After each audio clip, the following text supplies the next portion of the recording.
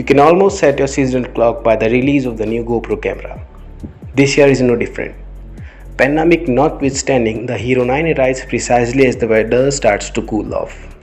The first standout feature in the Hero 9 is the 23.6 megapixel sensor.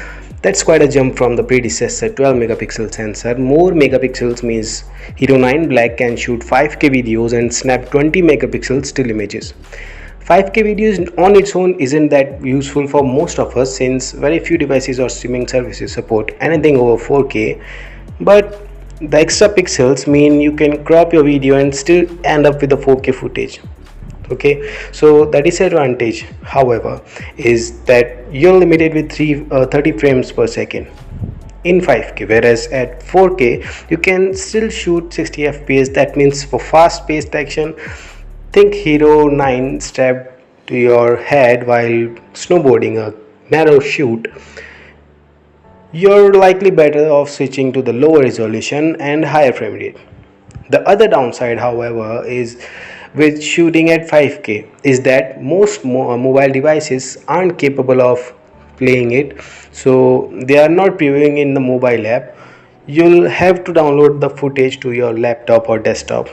The 20 megapixel still images are perhaps an even more noticeable setup from previous Hero sensor. The new sensor also brings the ability to grab a 14.7 megapixel still image from your videos, and shooting in the dedicated photo mode still has some advantages, particularly the ability to shoot raw images. But in my testing, I was more than happy with the JPG results pulled from video 95% of the time. That's primarily how I've been using the Hero 9, always in video mode. I figure it's better to have the image in 14.7 megapixel JPG than with the most shot entirely in the quest to get a raw image. Also, GoPro is claiming that battery performance in cold weather is much better, but I have no way to test this yet. The last physical change of note is the new removable lens cover.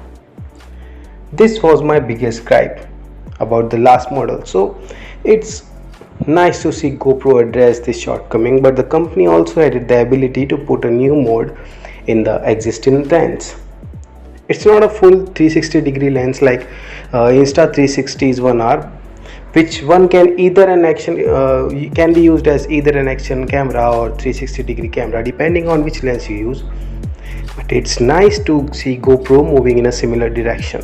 While the hardware upgrades are welcome, much of what really exciting about the GoPro 9 lies in the software.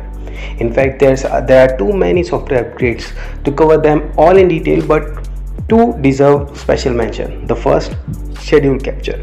If you ever wanted to do a sunrise time lapse but hate waking up early, this one is for you. You can set up your shot, leave the camera outside your tent and sleep in while the Hero 9 does all the work. And the second major update is HyperSmooth, which is now at version 3, designed to cut down on camera shake even in incredibly jolting and jumpy and bumpy filming scenarios. The latest version is nothing short of astounding. GoPro sent me a radio controlled car to test this out, and I drove it through the toughest stretches of the woods around my house. The result video looks like it was shot on a professional gimbal. It really is that smooth. So still a lot to pay for an action camera. Thankfully, if you don't need all the new bells and whistles and the attachments, the Hero 7 and Hero 8 are still on the sale for less. This was my video for GoPro 9. I really hope you enjoyed this one, and I'll see you in the next one. Be sure to subscribe.